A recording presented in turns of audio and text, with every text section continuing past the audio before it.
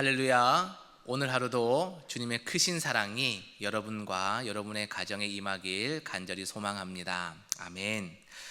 사랑하는 성도 여러분, 오늘 새벽 우리는 역대상 9장 35절부터 10장 14절까지의 말씀을 보게 됩니다. 특히 이 내용은요, 사울의 죽음이 기록되어 있습니다. 이스라엘의 초대왕 사울의, 그것도 자결에 의한 비참한 죽음을 기록하고 있고, 그로 인해 이스라엘 백성이 통일 왕국을 세웠을 때는 참 좋았는데 이제는 몰락의 길을 걸을 수도 있다는 위기감이 기록되어 있습니다. 여러분, 보통 여러 나라, 거의 하나의 나라도 예외 없이 모든 나라의 첫 번째 왕은 특별한 의미를 가지지 않습니까? 우리나라도 이 삼국시대에 이 나라를 건설했던 초대 왕, 고려시대도 그렇고 조선시대도 그렇고 이 초대 왕에게는 신화가 있습니다. 탄생 신화도 있고요, 또 그가 어떤 위대한 일을, 신적인 일을 행했다라는 그런 신화들을 만들어냅니다. 그래서 초대 왕을 흠도 없고 티도 없고 완전한 존재로 만듦으로써 그 땅의 역사가 아주 대단한 역사임을 드러내는 시발점으로 삼는 것이죠. 그러나 성경은 참으로 이상하게 기록을 합니다. 초대 왕이 하나님께 범죄해서 죽었고, 그것도 자결하는 비참함을 겪었고, 그로 인해 하나님이 세웠는 이 통일 이스라엘이 몰락의 길을 걸을 수도 있다는 위기감을 써놓는다는 것이죠. 그래서 성경은 진실의 책이고 진리의 책임을 드러내고 있습니다.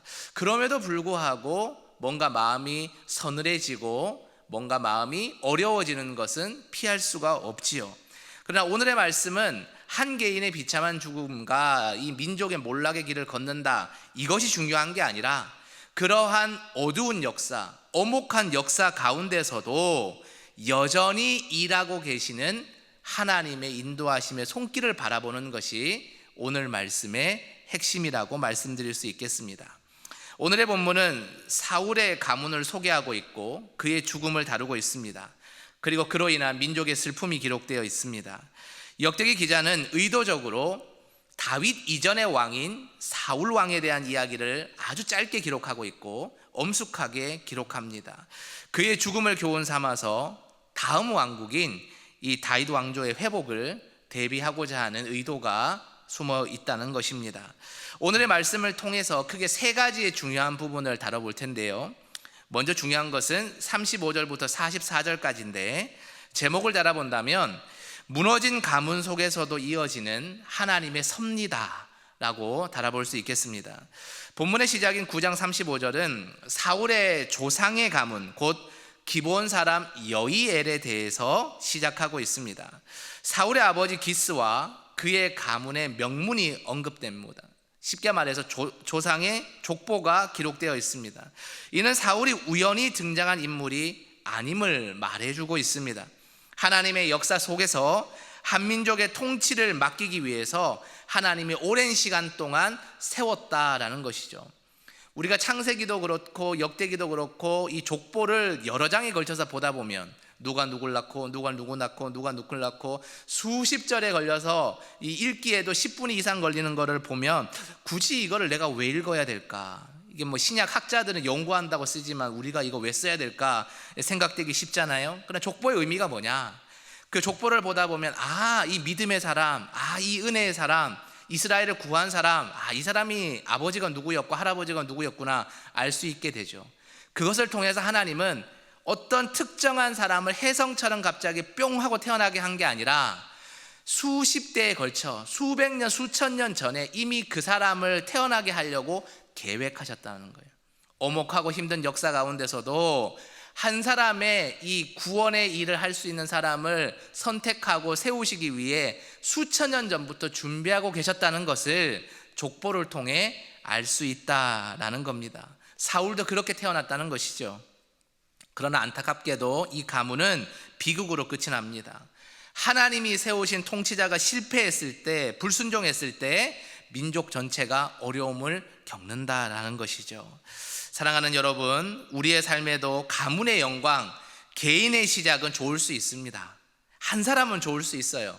그러나 그것을 끝까지 유지하고 모두가 다 행복하게 만드는 것은 어려운 일입니다. 방법이 있다면 딱 하나가 있습니다. 그것은 개인도, 가정도, 공동체도 하나님의 말씀을 붙들고 순종하는 길 외에는 없습니다. 시작보다 중요한 것은 여러분 끝입니다. 말씀을 끝까지 지키는 신앙의 길을 선택하는 저와 여러분이 되기를 바랍니다. 두 번째, 오늘의 본문에서 주목해야 될 것은 10장 1절부터 12절까지인데요. 제목을 달아본다면 하나님을 의지하지 않는 삶은 비극이다 라는 겁니다. 10장에서는 블레셋과의 전투에서 사울과 그의 아들들이 죽는 장면이 기록되어 있습니다. 기브아 주민들은 도망을 치고 이스라엘은 큰 패배를 당합니다. 사울은 칼에 찔려 스스로 죽었고 그의 시체는 블레셋 신전의 전시가 됩니다. 웃음거리가 되었고 하나님의 영광을 가렸습니다. 이것은 단순한 전쟁의 패배를 말하는 것이 아니라 사울을 비롯해서 모든 이스라엘 민족이 영적으로도 무너졌다, 사망의 음침한 골장이 한가운데 들어있다 말하는 것이죠. 사울은 왕이었지만 하나님을 의지하지 않았습니다. 하나님을 의지하라고 세웠던 왕인데 사울은 하나님을 의지하지 않죠. 정치도 자기 마음대로, 예배도 자기 마음대로, 가정도 자기 마음대로 했던 인물이 사울이었습니다. 심지어 하나님이 어떻게 우리나라를 이끌어 가실 건가 이게 궁금한데 차마 낯이 있어 하나님께는 물어볼 수 없고 누구에게 하나님의 뜻을 묻습니까? 신접한 여인에게 찾아가서 하나님의 뜻을 묻습니다. 이게 얼마나 어처구니 없고 아이러니한 일입니까? 무당에게 가서 나의 인생을 점치는 것과 무엇이 다릅니까? 하나님 보시기에 참으로 악했습니다. 이것이 마지막으로 하나님이 그를 버리시게 만드는 계기가 되었지요. 10장 13절과 14절은 이렇게 그를 평가합니다. 사울이 죽은 것은 여호와께 범죄하였기 때문이라. 여호와께 묻지 아니하였으므로 여호와께서 그를 죽이시고 그 나라를 이새의 아들 다윗에게 넘겨주셨더라. 아멘. 사울의 죽음은 한 인간의 종말이 아니라 하나님 없이 살아간 삶의 결과입니다. 여러분, 하나님께 묻지 않는 삶, 교회는 다니지만 하나님께 내 인생을 묻지 않고 기도하지 않고 내 마음대로 신앙생활하고 내 마음대로 인생을 살아가면 그 삶의 결과는 사울과도 갈 수 있습니다. 그와 똑같은 인생을 걷는 것과 진배 없습니다. 여러분, 교회를 다니시죠? 새벽 기도까지 왔으니까 이런 질문을 하는 거 실례지만 여러분, 하나님께 묻고 계십니까? 오늘 하루 내가 어떻게 살아야 됩니까? 하나님, 제가 이번 한 달 어떻게 살아야 됩니까? 앞으로의 남은 여생을 제가 어떻게 살아야 되며 자녀들은 어떻게 양육해야 되며 하나님의 말씀과 부딪힘이 있는데 저는 어떻게 순종해야 됩니까? 묻고 계십니까? 아니면 이미 계획을 다 잡아놓고 사울처럼 자기 하고 싶은 거 다 잡아놓고 하나님께 기도하러 나와서 하나님, 제가 이렇게 하려고 하는데 이렇게 도와주십시오, 이것을 기도라고 하고 있습니까? 여러분, 스스로 돌이켜 봐야 됩니다. 내 신앙생활이 수십 년 되었으니 내공이 탄탄하니 걱정하지 마십시오 생각하면 안 됩니다. 여러분, 사울이 처음부터 못되거나 교만한 인간이 아니지 않았습니까? 얼마나 교만하지 않고 선하고 겸손했으면 하나님이 이 베냐민 지파, 연약한 지파의 이 사울을 세워서 내 마음을 기쁘게 하는 자라는 이름과 함께 그를 왕으로 세우셨습니까? 우리보다 더 귀한 믿음을 가진 청년이었습니다.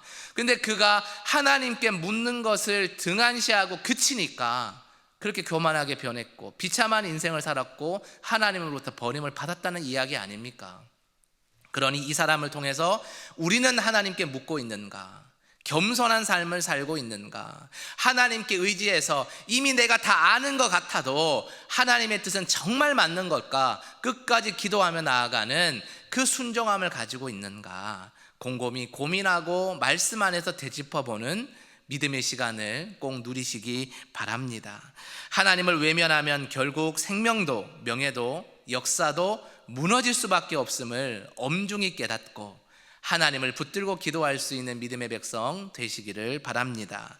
마지막으로 세 번째 주목해야 될 것은 10장 14절에 기록되어 있는 건데요, 하나님의 회복은 여전히 준비되고 있다라는 겁니다. 우리가 아무리 망쳐놓고 쓰러지고 엉망진창으로 썩어놔도 하나님의 회복은 수백 년 전부터, 수천 년 전부터 다윗을 이새의 아들로 태어나게 작정하셨던 것처럼 하나님은 오늘도 회복을 여러분을 위해 준비하고 계신다라는 사실이죠. 10장 14절을 다시 한번 읽으면요, 그 나라를 이새의 아들 다윗에게 넘겨주셨더라. 사울은 무너졌지만 하나님은 다윗을 준비하고 계셨습니다. 죄의 결과로 인해 무너짐이 있지만 하나님은 새로운 시작을 예비하고 계셨던 겁니다.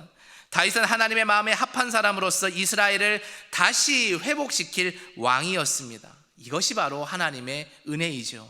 우리는 오늘 실수해서 내일을 망쳐나가지만 하나님은 그 내일을 회복시키기 위해서 내일 모레를 준비하고 있다는 사실이지요.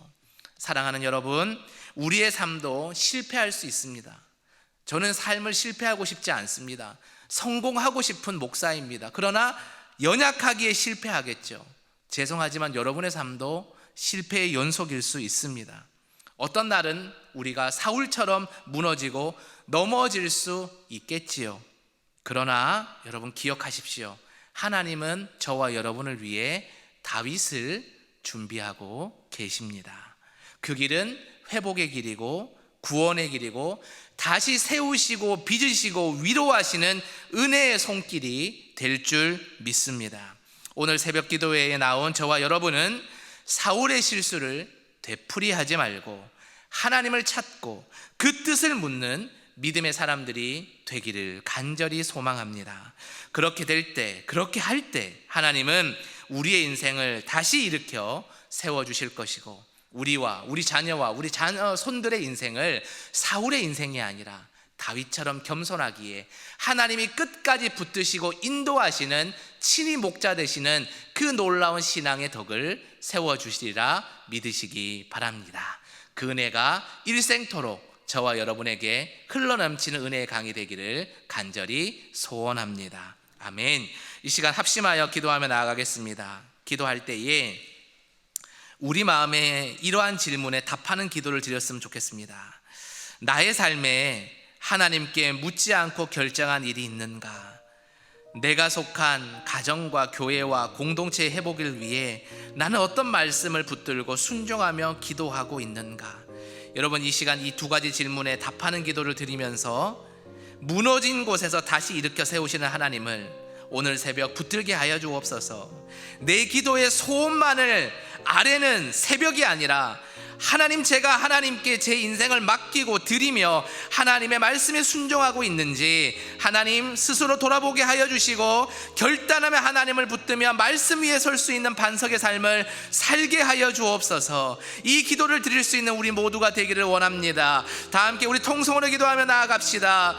하나님 아버지, 이 시간 우리가 하나님 앞에 묻지 않고 살아가는 죄가 있다면 하나님 회개하오니 하나님 우리의 죄를 용서하여 주옵소서. 작은 일 하나도 하나님께 여쭤보게 하여 주시고, 그러므로 우리가 우리의 인생의 주인이 내 스스로가 아니라 하나님이심을 고백하며 결단하는 기도의 자리로 나아가게 하여 주시옵소서. 하나님 또한 우리의 가정과 우리의 공동체 회복을 위해 우리는 어떤 순종을 하고 있습니까? 우리가 사울처럼 자신의 마음대로 살아가는 불순종이 아니라 다윗처럼 하나님의 말씀에 순종함으로 하나님께 우리의 인생을 올려드릴 수 있는 믿음의 순종을 하며 살아갈 수 있도록 주여, 저와 저희의 가정과 자녀 손들이 하나님 앞에 겸손한 다윗의 신앙으로 살아갈 수 있도록 인도하여 주시옵소서. 하루의 첫 시간을 이전에 나와 기쁨으로 주님 앞에 기도할 터이온데 하나님, 이 시간 우리의 기도의 주체이자 방향이 하나님이 되게 하여 주시고 하나님이 우리를 붙드셔서 온전히 승리하는 길,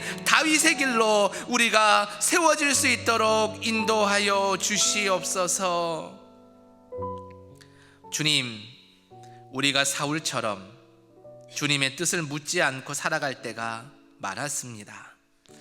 오늘 새벽 저희의 교만을 내려놓고 주님의 얼굴을 구합니다. 넘어지고 무너졌던 자리에서 다윗을 준비해 주셨듯이 우리의 삶에도 하나님의 손으로 다시 세우시는 은혜를 부어 주시옵소서. 하루의 첫 시간을 주님의 전에서, 병상에서, 각 가정에서, 일터에서 이 기도를 올려드립니다. 하나님, 기도의 자리마다 하나님 동행하여 주시고 복에 복을 부어 주셔서 우리의 삶에 성령님으로 풍성한 삶을 누리는 기쁨이 있게 하여 주시옵소서. 성도들의 눈물의 간절한 기도도 있습니다. 그 모든 기도의 자리에 주님께서 자정하셔서 친히 귀 기울여 들어주시고, 어떤 기도도 땅에 떨어지지 않고 하나님이 붙드시는 기도가 될 수 있도록 인도하여 주시옵소서. 이 모든 간구를 우리 주 예수 그리스도의 이름으로 간절히 기도드리옵나이다. 아멘.